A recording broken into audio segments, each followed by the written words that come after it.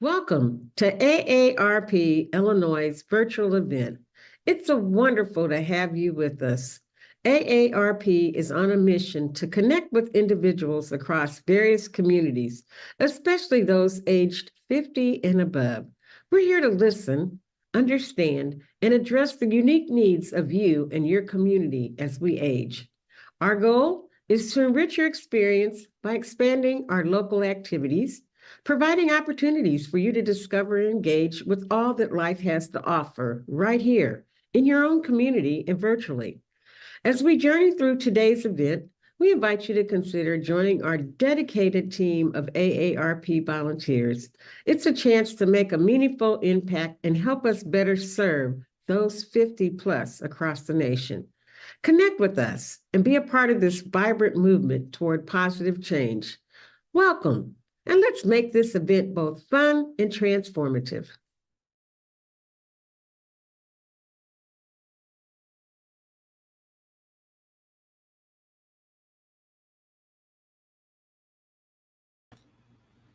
Good afternoon and welcome to the AARP Illinois Bike the Drive virtual event series. This is actually the second of our 3 virtual events. We had an event last month where we learned about the basics of bike safety and with our friends here from Active Transportation Alliance. And for the last two events in this series, we're going to shift the focus just a little bit to advocacy for bike-friendly, pedestrian-friendly, just more active transportation-friendly communities and livable communities here in Chicago and beyond. So we'll have the first part of that conversation today, and then join us again on September 24th when we'll finish this series with another installation of this conversation on bike-friendly advocacy. So I'll turn it over to our special guests here in just a moment, but I wanted to remind you all, if you weren't aware, that the Bike the Drive event itself is coming up this Sunday, September 1st, here in Chicago. For those of you who are in the Chicago area, there'll be information on how to register in the upcoming presentation from our friends here at Active Transportation Alliance. But just a reminder that if you are attending the event, you'll have a chance to visit the AARP Illinois table inside the Active Transportation Alliance Village at Butler Field in Grant Park, and you'll have an opportunity to win a free bike light from us, your friends here at AARP Illinois. Actually, it's not even win. You'll be able, as long as supplies last, you'll be able to come into our the tent, scan a QR code, and receive that bike light directly. So we hope you'll stop by. Hope you'll take advantage of Bike the Drive first and foremost. Beautiful weather is forecast. Take the chance to bike up and down DuSable Lakeshore Drive here in Chicago, and then midway through your trip or when you're done, join us in Butler Field to get your bike light. All right, well, I'm going to go ahead and turn it over to our special guests for today. We are joined by Jim Merrill and Maggie Travinsky from Active Transportation Alliance. I should have checked with Maggie before we spoke to make sure I pronounced her last name right, but she'll correct me if I got it wrong, I'm sure. Jim and Maggie are here to talk about bike advocacy and what we can do to make our community is more friendly to all kinds of active transportation options. Jim and Maggie, I'll let you take it from here. Thank you. Awesome. Great. Well, good afternoon, everyone. And a big thank you to AARP Illinois for the partnership on this Bike the Drive webinar series. AARP has been a longtime partner and ally of ours, making sure that we are working here in Illinois to create livable communities for everybody. And in particular, our older adults, and supporting communities where people can age in place and remain mobile throughout their lives. So we're really happy to be here. We are going to be talking about kind of bicycle advocacy 101, but a lot of the things that we'll be talking about can be also useful when advocating for any kind of safe streets improvements, whether it's for walking, biking, public transit. Those are all things that we care about. Before we dive into it, I wanted to say a little bit about who we are at Active Transportation Alliance, if you're not familiar with us. So our mission at Active Transportation Alliance is to advocate for walking, biking, and public transit to create healthy, sustainable, and equitable communities. So we see walking, biking, and public transit as kind of key tools in our toolbox to really improve quality of life for all residents. We are a regional advocacy organization, so we work not just in the city of Chicago, but throughout suburban Cook and the Collier counties, and actually do some statewide work as well. So like I said, today we're focused on bicycling, but our organization also engages in transit and pedestrian advocacy. So, we envision world-class transit that connects people with jobs, services, and businesses. We think riding a bike should be safe and easy no matter your age, ability, or where you live. And we want walkable communities where people can get active as they get around. So all of our work is kind of geared towards fulfilling, our mission and that vision. We also are a values centered organization, and some of the principles that really guide and shape our work and where we put our focus and energy are up here. So things like mobility equity is a fundamental right. People have a human right to mobility. We prioritize upstream approaches, so we do a lot of work on policy change to try and improve systems and services to help bring about healthier, more active communities. We believe in the power of partnerships. So I talked about our wonderful partner in AARP. We also work with dozens of other community-based and civic organizations throughout the region to help pursue our mission. We use both internal and external strategies. So, we do what we can to assist our public sector partners in government to improve their policies and projects and plans to make it easier to walk, bike, and use transit.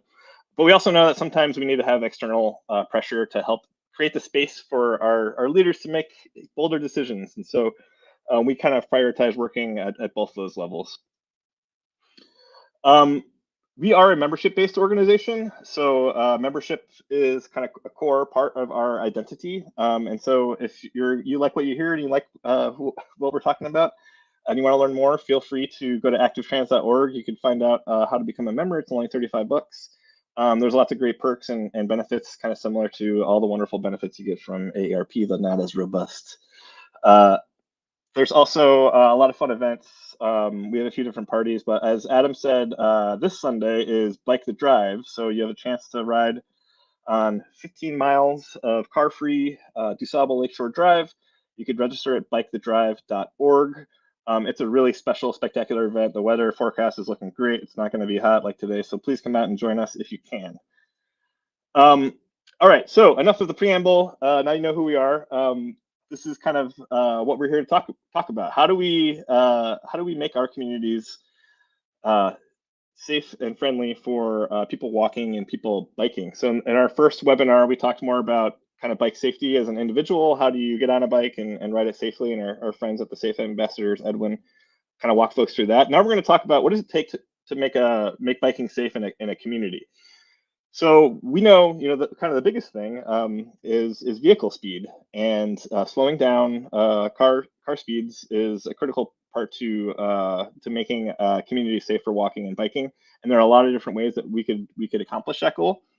Controlling traffic volume on smaller streets, right sizing roads so they're not these giant expressways through the middle of communities, ensuring that intersections are visible and things are connected. These are all ways that we see making a street pedestrian and bike friendly. And in particular, a lot of times you'll hear transportation people or planners talk about kind of this concept of 8 to 80. So wanting a public space or a sidewalk, a bike lane to feel safe, whether you're 8 years old or 80 years old. So really encouraging people to be able to use the transportation network throughout their lifespan. And what does it take to make that kind of comfort? It's having that separation between car traffic and people walking and people biking, and giving everyone their own space to make sure that we can all make kind of safer choices. And again, at the end of the day, safety, increasingly, the focus has both here in Chicago and nationally come on different strategies to either separate people from car traffic or slow down cars. And as this graphic kind of demonstrates, the connection between vehicle speed and crash severity. So people getting seriously injured or killed It's high school physics. The faster the car is traveling, the greater the force of impact, and the greater the potential injury and or fatality. So we see a really dramatic increase in safety once we get around that 20 mile per hour number for like neighborhood and community streets. So you'll see a lot of the things that we're going to talk about are geared towards encouraging drivers to make safer choices. And again, here's kind of another key sort of concept when we talk about bicycle safety and safe bike infrastructure in particular is kind of this level of comfort. And so we talked about wanting to provide safe space for people across the lifespan, whether they're 8 years old or 88 years old. And so we know that not all bike lanes are created equally. And so what this graphic is getting at is showing, there is definitely a spectrum of kind of comfort and level of stress, I guess would be the inverse of that, that different types of infrastructure can provide people riding bikes. And increasingly, our advocacy has been really focused on the right-hand side of this graphic on these lower stress bike facilities like local street bikeway, or sometimes you hear them called greenways, protected bike lanes, which we've seen, a really big growth both in the city of Chicago and throughout the region. Off-street pathway, so the ultimate, in separated bike travel is on a path. We have a wonderful trail system in northeastern Illinois. Often it's not connected, so identifying ways to make those trails useful as a transportation option is a big part of making bike safer for everybody. So when we talk about bicycle safety advocacy, it's really about getting this safe street infrastructure that can create separation for people riding bikes and help slow down those vehicle traffic. And now I'm going to hand it over to Maggie, who's going to talk more about that. All right, thanks, Jim. I'm Maggie Sherwinski, and Adam, you got the name right. It's a tricky last name to pronounce, so it's a nice work. But so I wanted to just talk a little bit about a few examples of bicycle infrastructure that you could advocate for in your own community. One is this protected bike lane that Jim was just mentioning, also called a cycle track. And this is a two-way facility separated by some type of physical, often a concrete barrier. Often 12 feet is needed for this type of facility, but it could be 8 feet if you're in a constrained area. But this type of facility is typically, you'll see it on a higher speed road or a road with a lot of traffic, vehicle traffic. This particular example is from the city of Evanston. You'll also see this type of infrastructure in other cities around the Chicagoland region, at least. There's one in the city of Aurora. The village of Niles recently installed a facility like this. And then, as Jim mentioned, the city of Chicago has really invested a lot in this type of protected infrastructure. And coinciding with that, we've seen a huge boom in biking. So really like creating these safer spaces for all ages and abilities can really make a difference and get families out there, get youth out there, get older adults out there, getting, everyone feeling comfortable. So you can go to the next slide. Another facility that creates a lot of comfort for people biking of all ages and abilities is a side path or a trail. So this is, creating that separation again. You'll often see this in suburban or rural areas, arterials or collector roads. So it's usually those busier roads, speed limits often over 35 miles per hour, high traffic volume. So it's a road that probably 1% of people would feel, or even less than that, would feel comfortable biking on that road. That side path really opens it up to everyone. Typically, side path is around 10 feet wide, and sometimes it can again be 8 feet.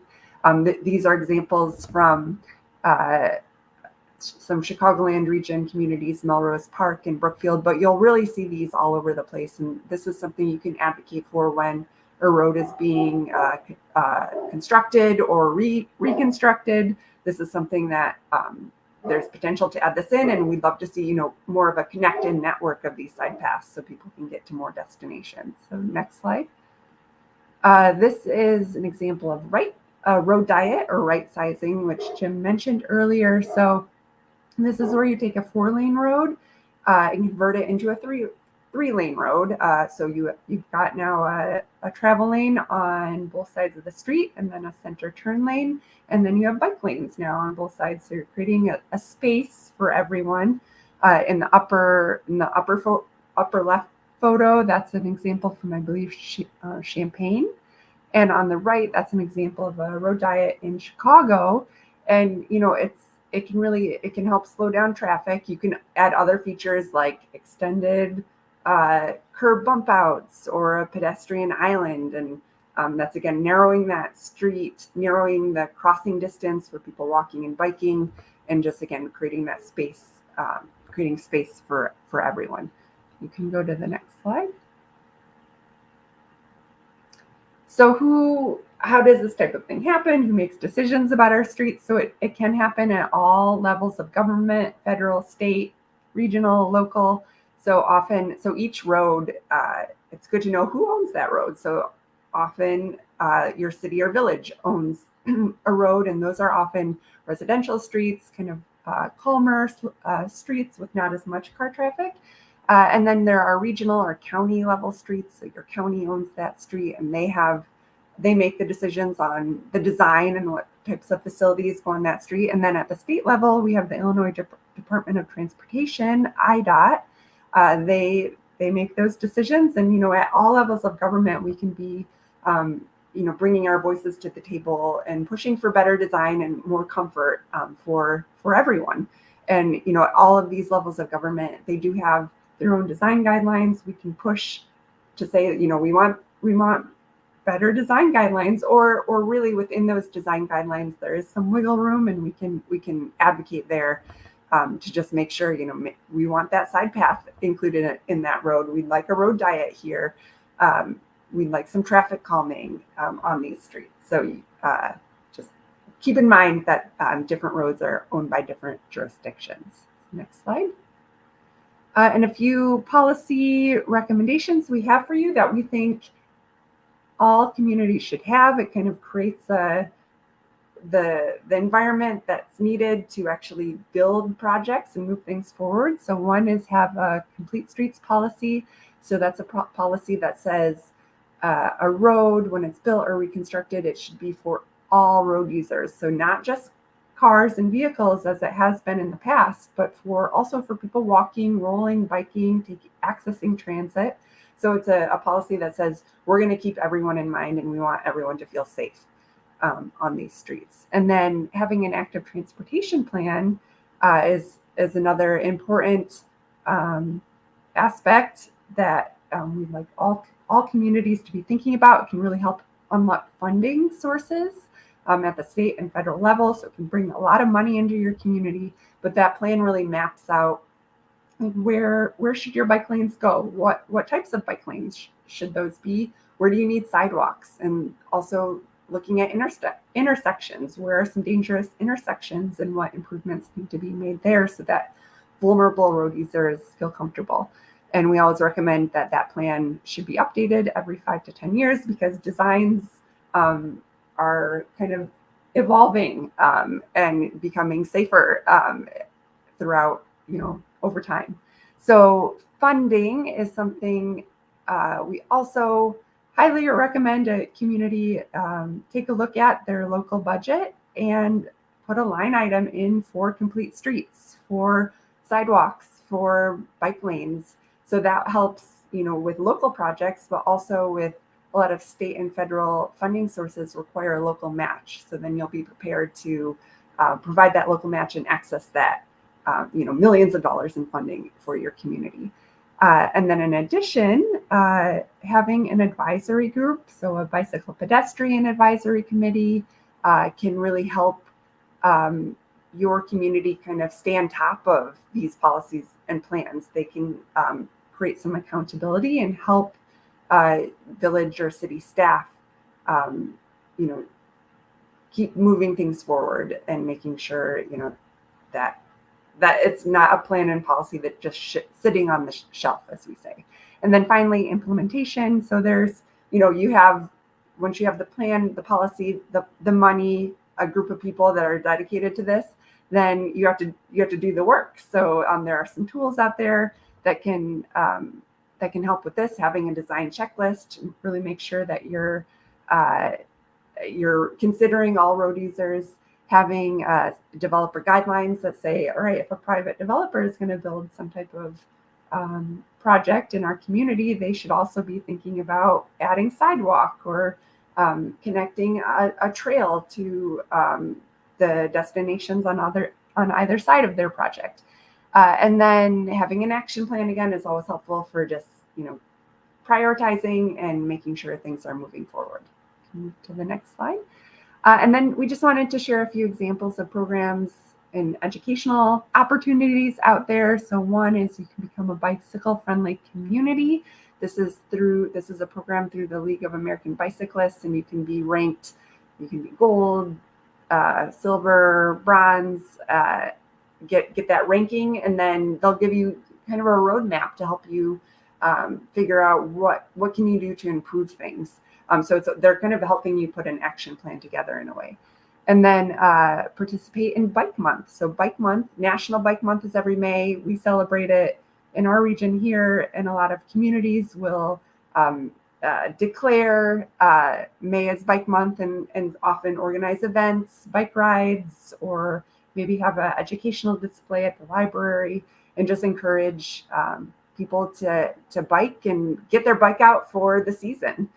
And then there's a program called Move with the Mayor. It's a fun program that, a number 20 plus mayors in Illinois participate in. And it's mayors they can do it every week, every month, every quarter. They organize some type of physical activity where maybe that's a community walk or a group bike ride, and just get people moving. And it's actually a competition between other Illinois communities, and it's a fun program to be part of, and they have a lot of materials and resources to help you make it a fun event for your community. And then in addition to this, there is the bike safety quiz. So if you've never taken the bike safety quiz, you go to, I think it's bikesafetyquiz.org, and it's for children, for adults, for drivers, for everyone.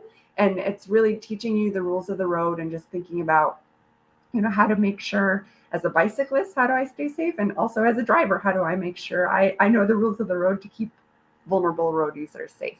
So it's a fun quiz you can take, and Ride Illinois, it's their quiz, and they actually have a program to promote it at local schools. So it's something you can send out to, if you know any teachers or principals in your community, send it to them.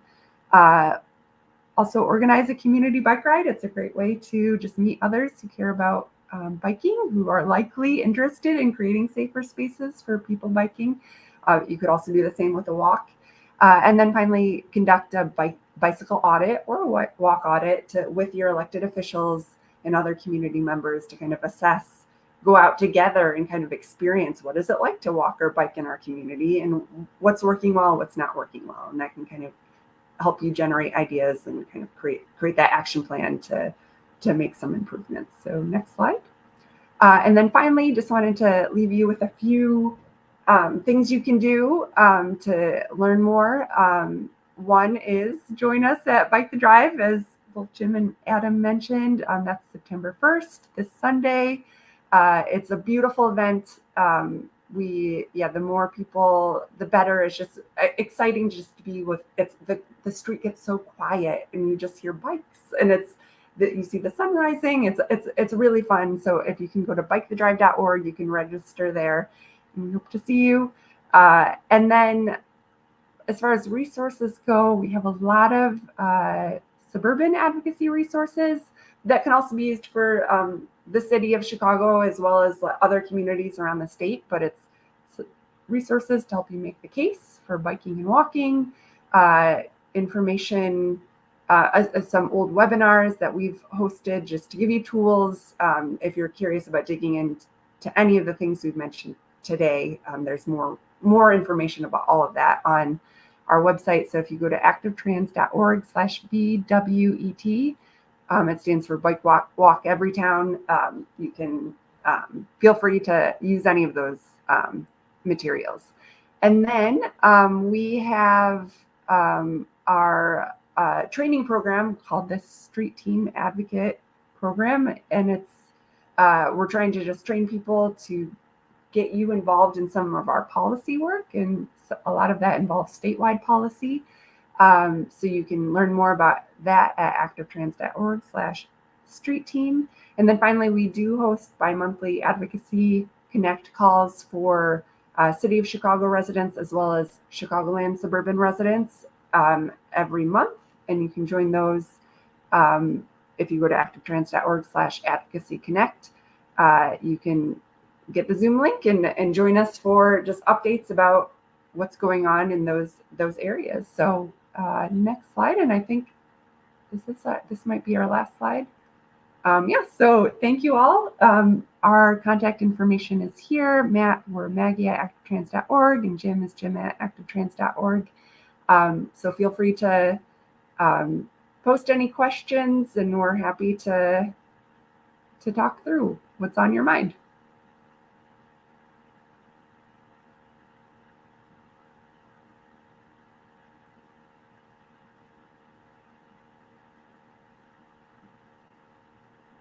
Hopefully everyone's busy registering for Bike the Drive. Yeah. All right. Thank you, Jim and Maggie, for that presentation.